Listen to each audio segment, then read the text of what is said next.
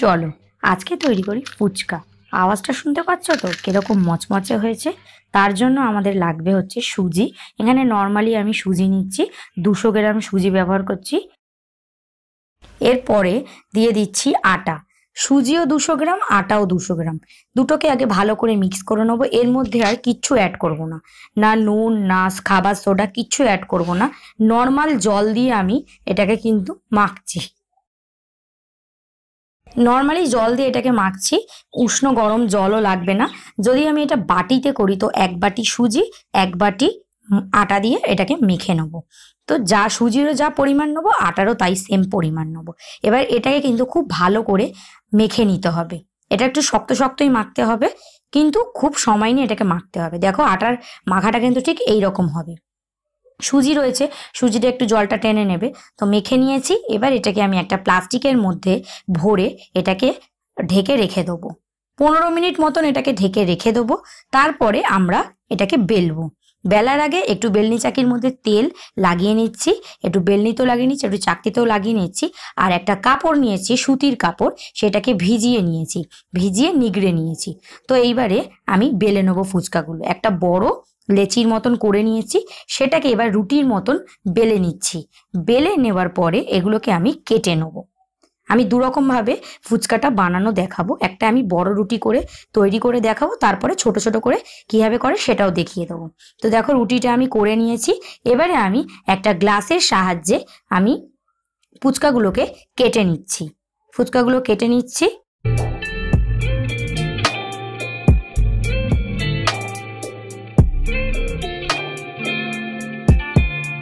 কেটে নিলাম। এইবারে ফুচকাগুলোর এই যে বাকি যে অবশিষ্ট আটাটা আছে সেটা তুলে নিচ্ছি। এটা কিন্তু ফেলানি না, আবার এটাকে গোল করে আবার এটাকে কিন্তু বেলা যাবে।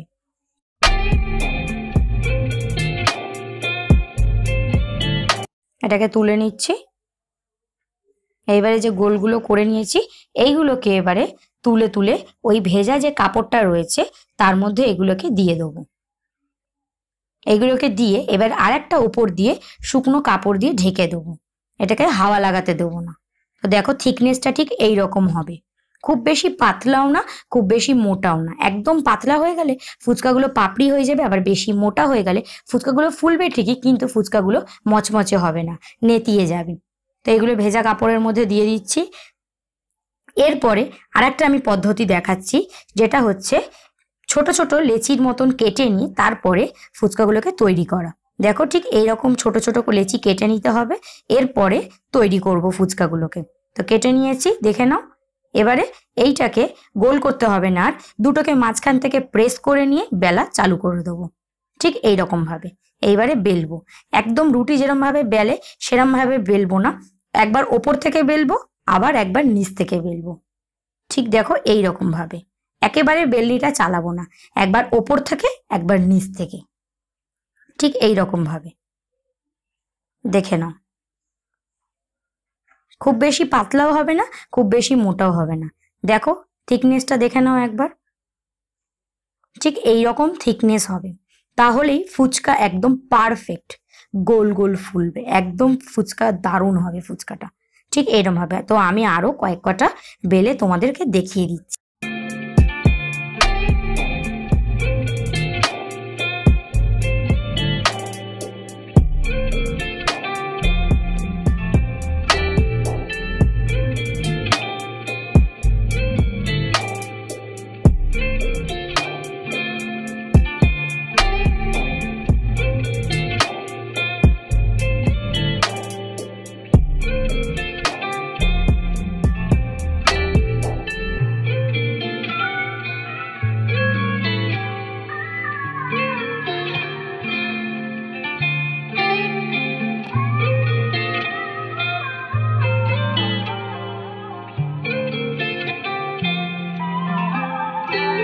দেখো এইরকম করে কিন্তু বেলে নিতে হবে।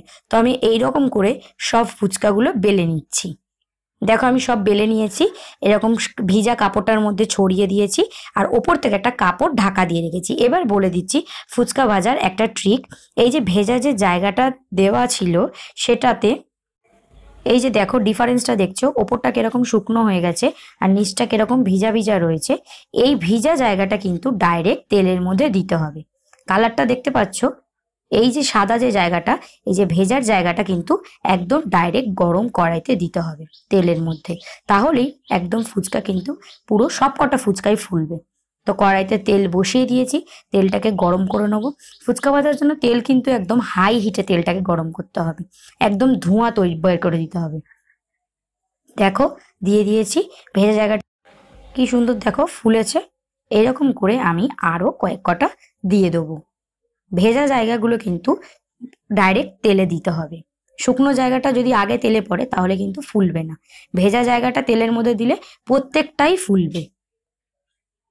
ঠিক এরকম ভাবে দেখো তৈরি করছি, কি সুন্দর, প্রতিটাই ফুলবে একদম 100%। এরম ভাবে একদিন তৈরি করে দেখো, দারুণ হবে, পারফেক্ট হবেই। কি সুন্দর দেখো সবকটাই ফুলেছে। তো লাল লাল করে এগুলোকে ভেজে নেবো।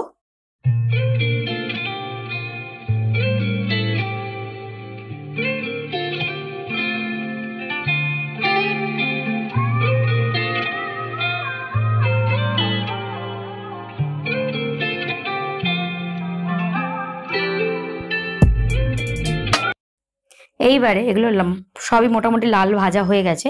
এবার এগুলোকে তেলগুলোকে ছেঁকে ছেঁকে তুলে নেব। এরকম করে করে আমি সবকটা ফুচকা ভেজে নেব। দেখো আমি আরো কতগুলো ভাজা তোমাদেরকে দেখাচ্ছি, প্রতিটাই ফুলবে। তো এরম ভাবে তৈরি করো, তোমরা সাকসেস পাবেই পাবে। একদিন করে দেখো।